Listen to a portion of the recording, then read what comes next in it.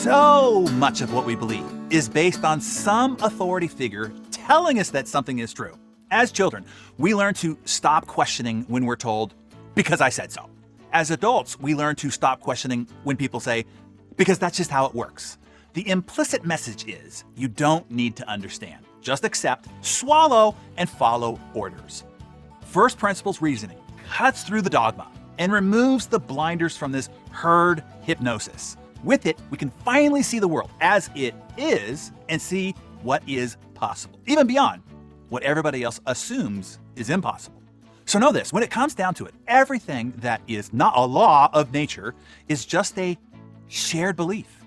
Money is a shared belief. So is religion. So are borders. So is bitcoins. The list goes on and on. The thoughts of others imprison us if we're not thinking for ourselves. Mike Lombardi, a former NFL executive, said, "Not everybody that is a coach is really a coach. Some of them are just play stealers." Every play that we see in the NFL was at some point created by somebody who thought, what would happen if the players did this? And then they actually went out and tested the idea until they understood it at its first principles. Since then, thousands, if not millions, of plays have been created. That's part of what coaches do. They assess what's physically possible against the weaknesses of the other teams and with the capabilities of their own players, and then they create plays using those first principles designed to give their team an advantage. The play stealer, however, works off what's already been done by others. Sure, they may add a tweak here or there, but by and large, it's just copying something else that somebody else created.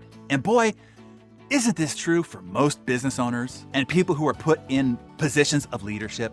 They don't really understand the real architecture of the game. At the level of the fundamentals, at the first principles, most are mostly play stealers, just copying, mimicking, modeling, imitating, or unconsciously repeating the patterns of what they see others doing or what they saw others do when they were a follower.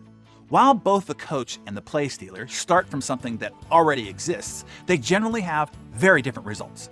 These two people look the same to most of us on the sidelines or watching the game on television or watching them give a speech at the staff meeting. Indeed, they look the same most of the time. But it is when something goes wrong, that is when the difference always shows. While both the coach and the play stealer call successful plays and unsuccessful plays, only the coach can determine why a play was successful or unsuccessful and then figure out how to adjust it. The coach, unlike the play stealer, understands what the play was designed to accomplish, what the first principles to it were, and thus know where it went wrong, and then he or she can easily course correct. But the play stealer has no idea what's going on.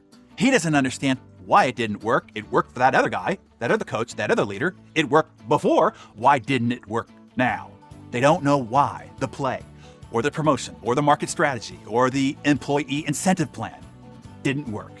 It played right into the other team's strengths, played right into the hands of your competitors, played right into the fears and suspicions of your team. It's like the difference between a cook and a chef. While these terms are often used interchangeably, there's an important nuance between the two. The chef is an innovator, a person who invents recipes. She knows the raw ingredients and how to combine them. The cook uses a recipe probably designed by a chef. When he cooks something, perhaps making slight variations, he's making something that's already been created by somebody else. Oh, and if the cook loses the recipe, he's screwed.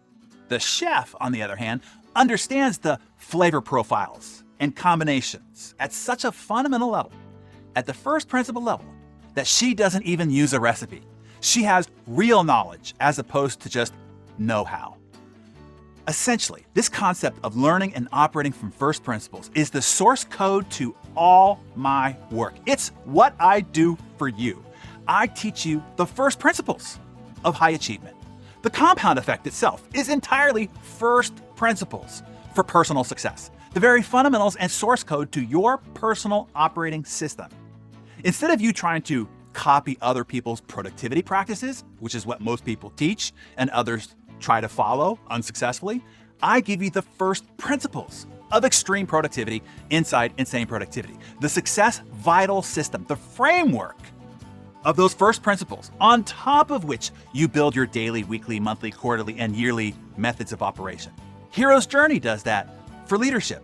Most teach knowledge and methods of leadership. Hero's Journey takes you through a process that develops your core first principles, your core character attributes, your emotional intelligence, and the influence skills that you need for modern day heroic leadership. So tomorrow, I will teach you 2 other ways to use first principles to create new breakthrough solutions. And that'll let you in on how our business masterclass has created such profound results for business leaders who have attended. So be sure that you're back for that. And tell us, in your business practices and in your personal life, have you been more of a first principles coach or a play stealer? A chef or a cook? Look, have no shame. We are all somewhere on the spectrum between the two. Just tell us what percentage you are between chef and cook, and make your confession in the comments below.